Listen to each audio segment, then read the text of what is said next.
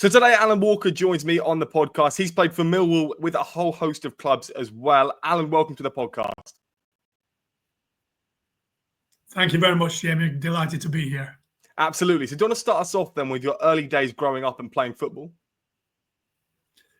Son of a professional footballer. My father was a professional footballer, obviously. Played for Blackpool with like Stanley Matthews, Stanley Mortensen, people like that. And my first club was my home town, which is a place called Mossley in Lancashire. And I signed for them when I was like 16, 17, because I was in a very, very good grammar school team. There's actually 7 of us turned professional. But for a year, I fell out of love with the game, really. Gave it up, but fell back in love with it at 17. And played for my hometown team, got spotted there. Mike Summerby actually was one who signed me for Stockport County. He was the manager there. And I was at Stockport County. It didn't last very long. I had a professional contract, but I was I was 6'2", but only weighed about 10 stone. So, it was tough because all the centre forwards were at least that size and weighed about 16 stone. You know what I mean? So I used to get beaten up a bit. And just went on from there to went to Bangor City. I got Stuart Mason signed me. And it was a bit of a trek. It was a 260-mile round trip.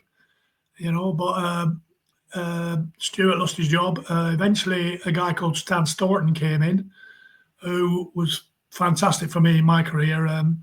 He signed a very, very experienced lad from Liverpool to play alongside me, and he just taught me through everything and made sure I got in the right positions and that. That made my next move quite easy because I looked good because of him, really, And I ended up being signed by Gordon Banks for Telford United, which was, it was like Gordon Banks, wow, but God bless him, he weren't the best coach. He had a good coach with him though, and he struggled a bit. To be fair, he wasn't there that long. And funny enough, Stan Staunton, the guy who'd sold me from Bangor, became the manager there. He was outstanding and fantastic.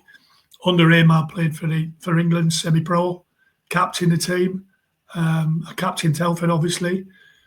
We were always up in and around the top 3, 4 in the league, which was now the National League. It was called the Alliance Premier League in those days, And ended up winning the FA Trophy at Wembley. I was captain at Wembley, went up the steps, picked the trophy up. It was great. I absolutely loved it. Next thing along comes Colin Murphy at Lincoln City, puts a bid in for me, and they buy me. And so I had 2 fantastic years at Lincoln. Absolutely loved it. During my time at Lincoln, I was in the Bradford Fire. I was in a plane crash at Leeds Bradford Airport, and the manager got the sack. Basically, I'm the sort of guy, or I was the sort of guy who played for the gaffer, and the new lad who was coming in, I didn't see eye to eye. Went on the transfer list. Best thing that ever happened to me, George Graham came in, bought me, and that was the beginning of 3 years, which were amazing at Millwall. George was by far the best coach I've ever worked with. He was outstanding as a coach, and taught me so more than I'd, in that 1 year I had with George than I'd learned, before. I very much think he put the foundation down for John Dock in terms of the back 4 were very, very well drilled by George, and he did. I remember going to see him at Arsenal, working with like Tony Adams and Steve Ball and people like that, and he did exactly the same sessions that he'd done with us. And we had a very, very strong defensive unit at Millwall, as you know. But don't get me wrong, I'm not taking anything away from the Doc. He was outstanding as well. It wasn't so much his coaching; it was the way he dealt with his players, how he managed us. The things, everything he said made sense, and I'd like to say 3 fantastic years. A bitterly regret leaving when I did, but I'd been left out of the side only for a few games, but my pride was hurt. The doc came in and said to me, look, 2 teams came in, it was Gillingham and Ipswich. In the end, he wouldn't let me go to Ipswich because they were rivals.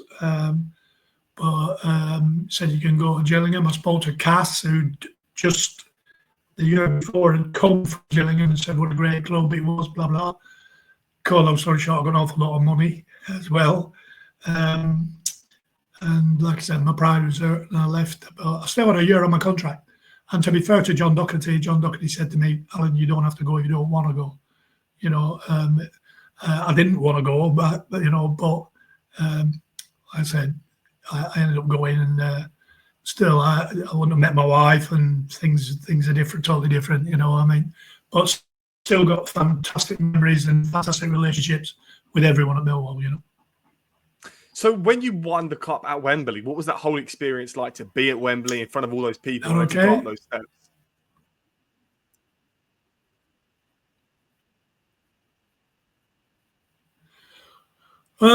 Yeah. It was fantastic. I remember, thinking that I number 5 in the dressing room, and I was thinking of all the great number 5s who must have been there, and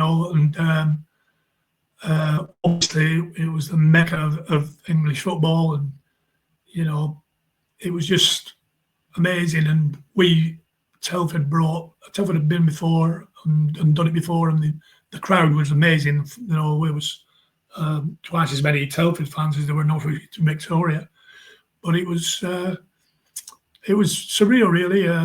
The only thing I regret is it was videoed, but it was before commentary and things like that, and we played very, very well. We won the game 2-1, and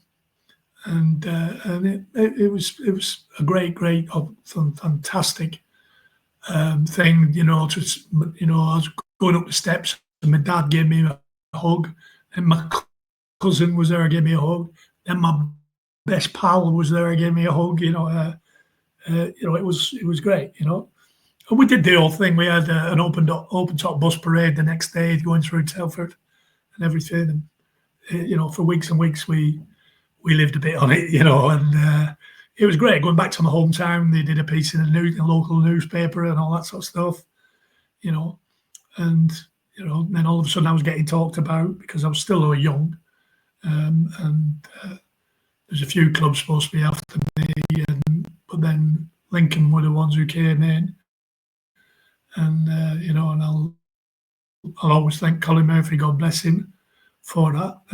He was a great manager as well. Frightened me to death, by the way, but a great manager, So it was good. It was a really good experience. I really want to talk about Millwall. So you joined Millwall. How did that move come about? Because we all know Millwall is quite, again, a scary club to go to. Was it scary for you to be there?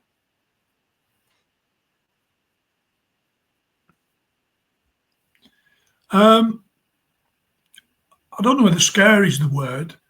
You got to remember, I've been at Lincoln and playing in the league below, in a lower division, and going to clubs that weren't that big.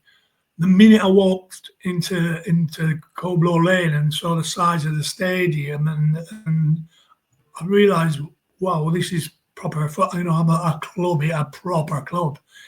This is a big club, and I remember, like playing in. I got a bad injury actually, but I can remember when the no one likes this thing came out up the hairs on the back of my head stood up, and I still always, every time we played, that would happen to me. I felt such an enormous amount of pride, wanted to do it for them, and I think we all did. We had an amazing team there, a set of lads who would, run. I know it's the old cliché, run for a brick wall for each other and for the club. We were, you know, a lot of the lads were Millwall boys who'd come through the system, you know, and you know, you had like Kevin O'Callaghan, Dave Memmy, Ryan Oak, Alan Cleary, Brian Owen, you know, Nicky Coleman, all these, they were all young kids who'd come through the system. Teddy, you know, and it was their club, you know. And to be fair, I always felt a part of it. I got so much stick as being a northerner.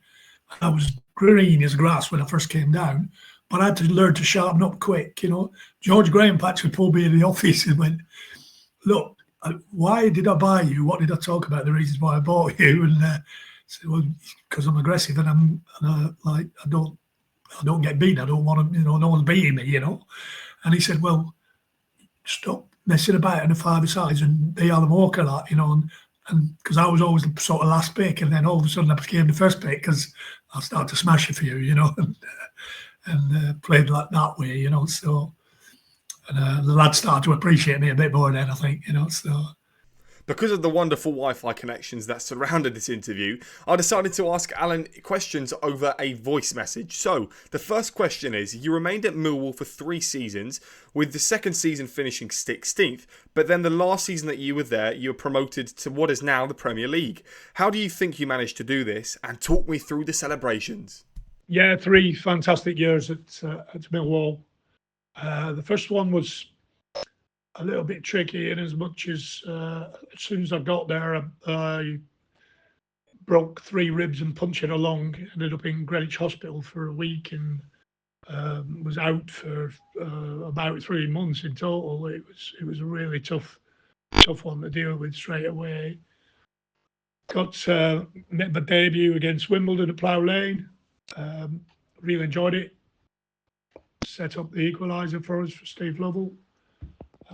And really enjoyed it. And from that moment on, playing for Millwall was just an outstanding experience. You know, I think once you've played for Millwall, providing you're the sort of person that the Millwall crowd love, who's someone who's going to give everything, you just never forget that experience.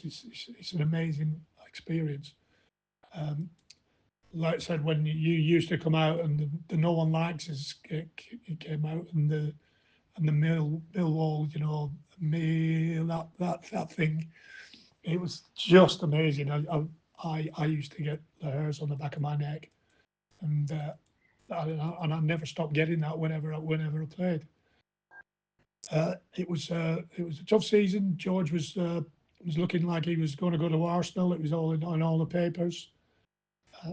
And we had a few players where I thought were a little bit past the peak, and it was tough. And we'd just been promoted the year before, obviously, so it was a tough season.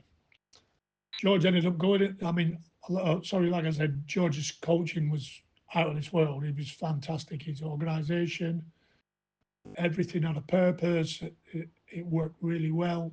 You could see what he was trying to achieve by it.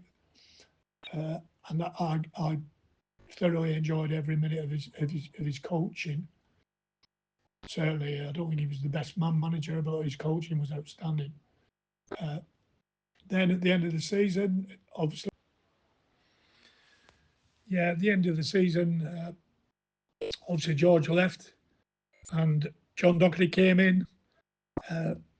Another outstanding guy.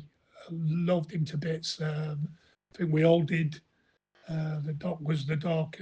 Even though he was small in stature, he was a big man. You know, everything he said made sense. He had a knack of explaining to you what he wanted and the reasons why he wanted it, which I found refreshing. He was really good as well. And I think the genius and the masterstroke was getting Frank McKinnon in as his assistant. They'd worked together in the opposite way, as Frank was the manager and the Doc is his assistant at Brentford, and it was fantastic. They worked brilliant together. We started off with a bunch of very young lads, really, like Marco Marks and people like that, Sean Sparham, young kids, and we were a young team. And we worked really, really hard though, and the doc gradually was getting people in. Like he got Cascarino in, he got Terry Airlock in, he got George Lawrence, he got Jimmy Carter, he got David Byrne, he got Daddy Salmon. Yeah, the list goes on. The doc signed some amazing people. Kevin O'Callaghan, let's say. There were some top players who he signed. You know, and we suddenly started to look like a bit like a team. And towards the end of that season, I thought, yeah, we've got a chance here, you know. And anyway, we kicked off the new season, did really well, looking good, looking like a side.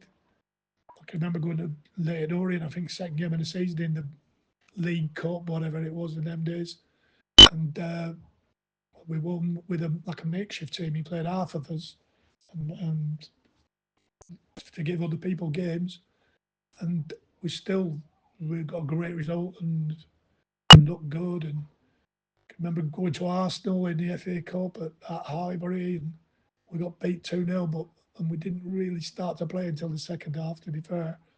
But the crowd took over the clock end. The Millwall fans took over the clock end, and it was, wow, what an experience. Yeah, that was great. And obviously it was against George. And to be fair to George, he invited me back in his office afterwards. I was sat with him and Theo Foley and Tony Adams. I had a quick drink in his office with them, which was amazing. Really great gesture of him. And yeah, we started to play. I mean, Teddy was. We were all talking about Teddy, saying what a player we all said if he had pace, he'd play for England. But he was that good, Teddy. He didn't even need pace. He still played for England and outstandingly for England. You know, and outstandingly for quite a few clubs, to be fair to him. Cass didn't start firing until after Christmas, but once he did, he was another one who was outstanding. And again, it was fantastic the way we worked.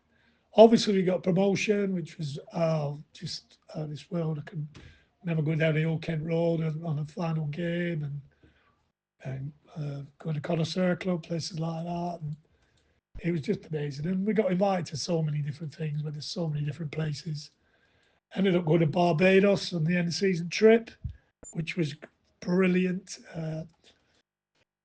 Yes, it was memories I'll never forget, cherish forever, and really, really enjoyed it. And you know,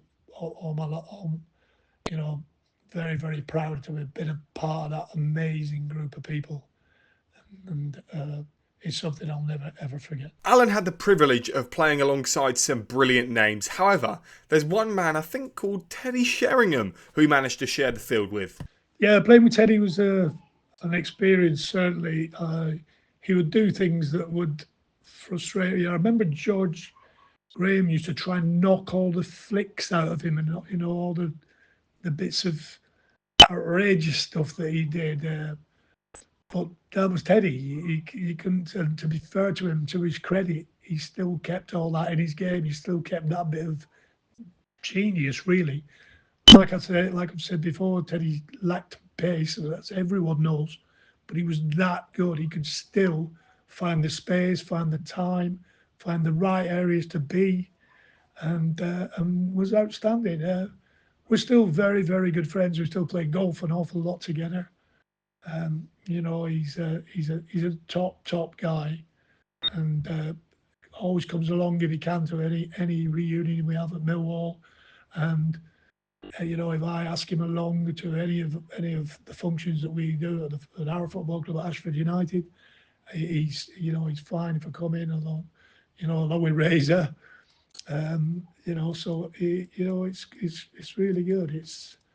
It was an absolute pleasure to play with him, and people talk about it. The number of shirts he's given me for charity, because I work helping a charity out as well, and you know, he's that sort of guy. He's an amazing guy, and one I'm very, very proud and privileged to have played with.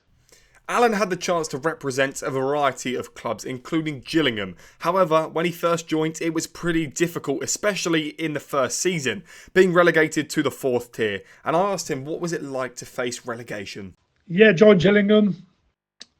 It was a bit of a culture shock after being at Millwall. Again, they had a lot of players there who were very unhappy. It wasn't the club that I thought it was going to be. What was good is Steve Lovell was there, an ex-teammate, a man from Millwall. So, you know, he made me feel welcome straight away. And to be honest with you, as soon as I got there, they made me captain. And I took over and did that. But unfortunately, in the very first season, I got a real bad injury. I ended up being out for almost 2/3 of the season. Ended up having like 23 stitches in my leg, and they had to take a bone out. A bone had grown in between my tib and my fib, and very, very tough injury. So, and obviously I couldn't be there on the pitch to work with the lads. Like I said, I only played a very short while at the end. But one of those things. But after that, I think I was Player of the Year time after time there, to be honest with you. Loved my time there. It was almost... It was great being there. You know, I ended up marrying a girl from Gillingham, you know, and I still live in Gillingham. Got all my family's here, all my kids are here, you know. So it's a wonderful place to be. I still see Steve Lovell and Paul Sampson, you know, and Kevin Bremner. You know, a lot of people down this neck of the woods from Millwall. So. It's good to be down here, but we didn't have no success like we did at Millwall. The thing that makes a club fantastic for you, me, is success. And we didn't have any success. At times we flattered, but a lot of the times we didn't. I ended up getting on the PFA Team of the Year in my last season there, which was, you know, I was really, really pleased about. But then. Football's football. You know what it's like. I was 32. The manager, I was earning a lot of money, and the manager had got a couple of young players in who went on to be good players. Gary Breen and Tony Butler, good young players. Decided he was going to play them, and my contract was up, and it was when in the old days before Bosman, where they could just pay you week to week on the same money you were on. And the manager freed me. 2 weeks before the beginning of the new season. Everyone was set up, and so I ended up for a little while, believe it or not, back at Millwall. I spoke to Mick McCarthy, and he very generously allowed me to train at Millwall with the lads. So that was, I went back to Millwall for a short time, yeah. I said, okay. Yeah, my time at Barnet was very interesting. I've been at Mansfield Town, played at Mansfield Town, and Gary Phillips was the goalkeeper manager of the team. And I signed for them for I was wanting to get back down south. I'd lived down south for so long now that when we went back up north, me and Mrs. went back up north and just could not wait to get back down south. And I still had a flat at Lee Green, so I jumped at the chance to join Barnet. I signed 2 weeks before the season kicked off, and we had 8 players. It's when the club had gone a bit bust, and Barry Fry had been the manager, and the chairman it was Ricky George, the guy who scored the goal for Hereford all those years ago. A great fella he was. He'd sort of rescued him, and he came in, and I signed, and Brian Marwood signed on the same day, and I knew Brian Marwood. I'd done my coaching badge with him, so we signed. We ended up, Gary ended up asking me, did I know any players? Funny enough, I knew Steve Lovell was out of contract as well, so we got Steve Lovell up, and we got another lad, ex-Gillingham player called Paul Haylock up, who I knew really well. And I played with some great lads there, to be fair, though. And had a fantastic time, really enjoyed it. Don't get me wrong, we got relegated because we were so poor at that beginning because of, Gary hadn't had the chance to prepare them. I think we lost something like 13 on the spin. And one of the best moments was when we won our first game. We went to Huddersfield Town away, and Mick Lyons was the gaffer at Huddersfield, and I knew Mick really well.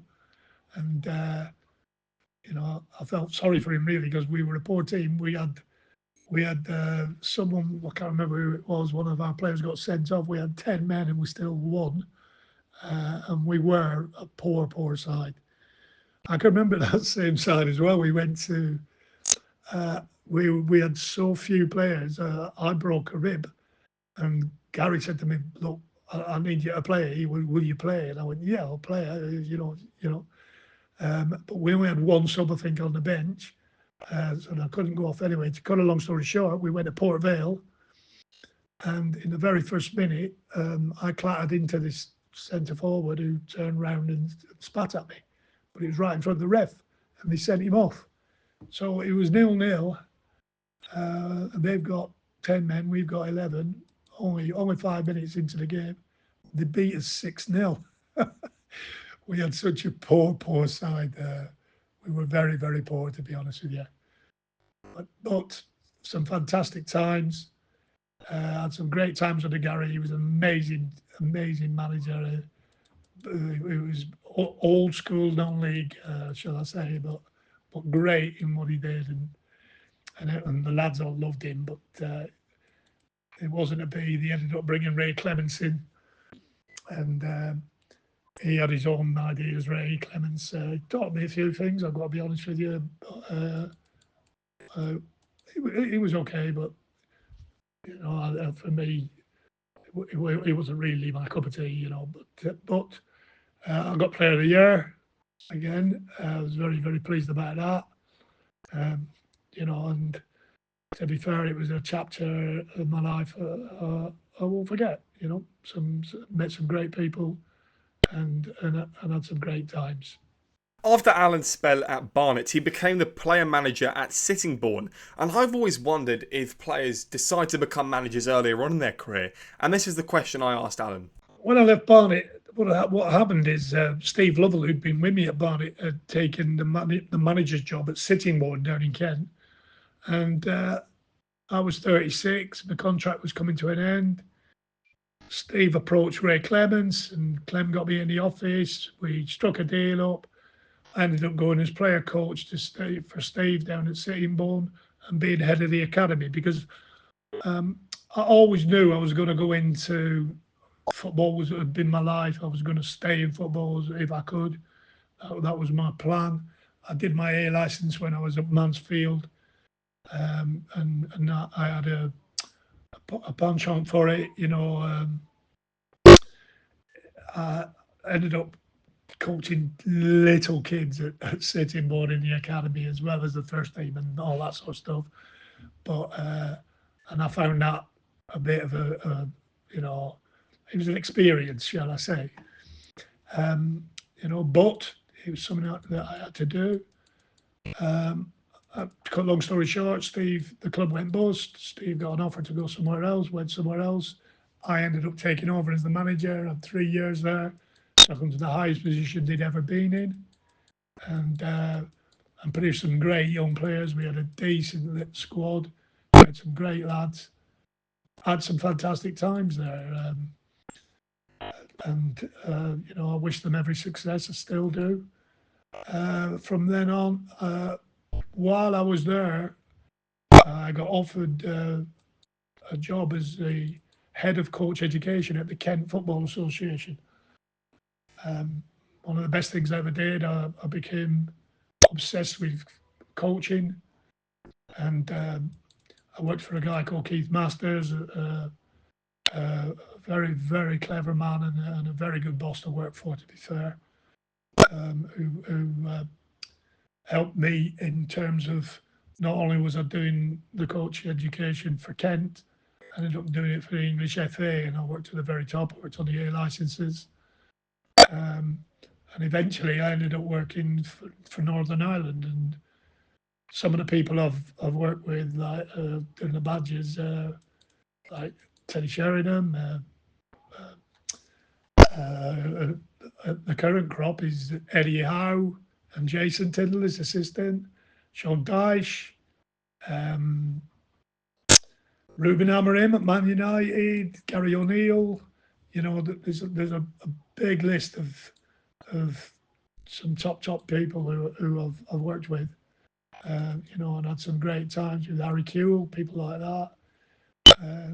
Had some fantastic times with in my coach education career. Been all over the world doing it. Been Australia, been Reunion Island in the Indian Ocean. You know, all over Europe, all over the Far East.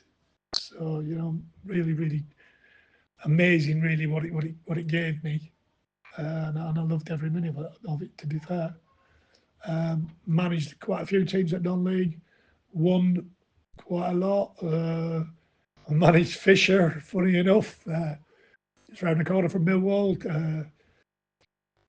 Took over from the manager at the time was Doug and Harif, a local legend up there and a great, very good friend of mine. And I took the job over there and got promoted in the first season. Unfortunately, the club ran out of money and for the second season, so I walked away. So I didn't get a sack at Fisher, never been sacked there. I walked away because they'd run out of money. But again, straight from there, I went to places like Maidstone, had great success at Maidstone, and loved every minute of that. You know, I was always into that, even though I had my accident and broke my neck, and for a long time was really struggling to move. It's something that my brain could still work on, so I could still work on the theoretical side of it. So all the time I was recovering, I was marking the theoretical aspects of the coaching badges. You know, so, and then once I was back on my feet, so to speak, although not very well, I was back doing it. You know, but when you're working at that sort of level, you don't need to be someone who's running about or kicking balls or anything. You just need to be given instruction, really. So that was what it was all about. But really enjoyed my time and always destined to be a coach. I think I was always captain more or less everywhere I went. So it was something I was destined to be, I think. Retiring from Barnet at 36 years old and going as player coach at Sittingbourne Football Club. You know, I wondered how long I'd played for, but I felt fantastic, to be honest with you. And kept on playing till I was 42. I remember that first season for Sittingbourne. I played centre half. We had a lad called Gary Kimball, Alan Kimball's brother, the old Wimbledon player, and he could put a ball on a sixpence from a free kick. And I'd played with him at Gillingham. He knew me. Cut long story short, from centre half, I scored, I think it was 26 goals from centre half. Obviously, all headers from corners or free kicks. I think one thing the Millwall lads will remember me for is I was almost unbeatable in the air, and you know I did score an awful lot of headed goals, to be fair. But yeah, it was good. I really enjoyed it. I played there for 3 years. Then I became player manager at Tonbridge and played a bit for Maidstone, and you know, I ended up still playing at 42. And the only thing that stopped me really was I got a double hernia. And once I got the double hernia, coming back from that, I found really difficult, and decided that it was time to hang them up. I played a couple of games for Millwall vets, for Gillingham vets, but then I obviously had this problem with my neck, and it started to affect my mobility. So I even stopped playing in those games. Still okay, but you know, never going to play again. You know, and it ended up being like that. But to play for that long was something I always say to all the young lads who I'm working with now. Look, play as long as you can. Like I say to everyone, we've got a couple of lads at our football club, Ashford United. Got a lad called Barry Fuller, who was another Gillingham captain, same as me, and another ex-Gillingham player in Matt Bodkin, and they're both 42 years old. And I've got to say, they are probably the two fittest lads in our club. They are absolutely amazing. They, they're. I think the thing is that in my day, we didn't live the lifestyle that the modern player lives, and the modern players live that lifestyle now for quite a few years, which obviously affects how you can perform when you get into the older bracket, shall we say?